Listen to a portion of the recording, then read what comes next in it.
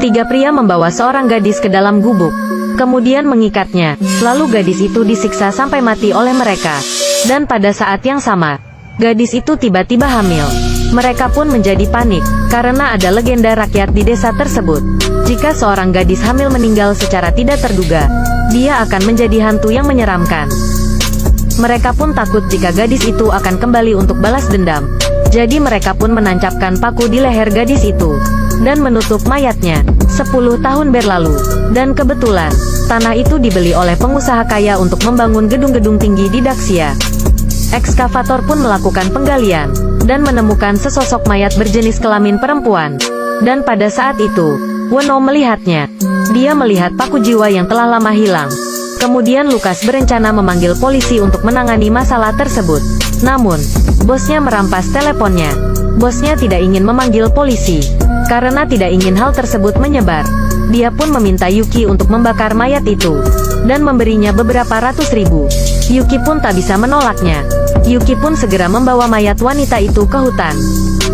Sebagai seorang ayah, melihat apa yang terjadi pada gadis tersebut, dia sungguh tidak tega. Namun yang anehnya, tubuh gadis itu belum membusuk. Tapi Yuki tidak berpikir ada yang salah padanya.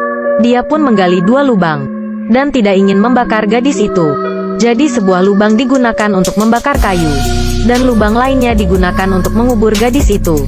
Namun ketika dia hendak menguburnya, dia melihat ada paku tertancap di lehernya. Lalu Yuki mencabutnya dengan hati-hati.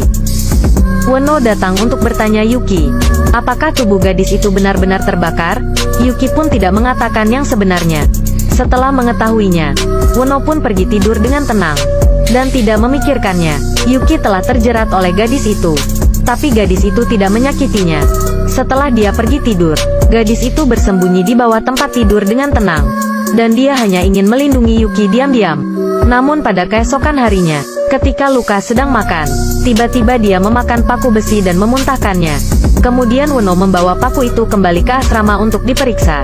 Tanpa diduga, paku itu tiba-tiba mulai bergerak. Wono sangat ketakutan, jadi dia segera membangunkan Yuki.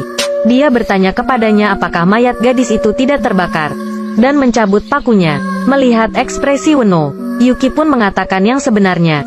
Setelah Wono mengetahui kebenarannya, dia pun memarahi Yuki karena melakukan kesalahan yang besar.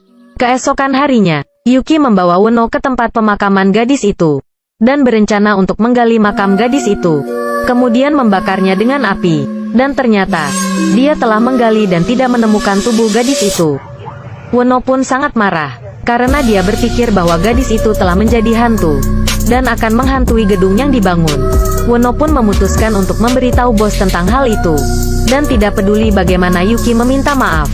Wono juga bertekad untuk pergi dengan caranya sendiri dari tempat tersebut.